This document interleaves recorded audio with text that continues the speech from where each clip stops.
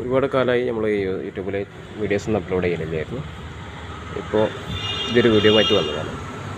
ഇപ്പോൾ നമ്മൾ ചെയ്യാൻ പോകുന്നത് ഒരു ബൈക്കാണ്, ഇലക്ട്രിക്കിൻ്റെ ബൈക്കാണ്. നമ്മളെ ഗൾഫ് രാജ്യങ്ങളിലൊക്കെ അധികം കണ്ടുവരുന്ന സാധനമാണ്. നമ്മളെ കേരളത്തിലൊക്കെ ഏകദേശമായി തുടങ്ങി. ഓക്കെ, ഇത് സർവീസിന് വന്നതാണ്.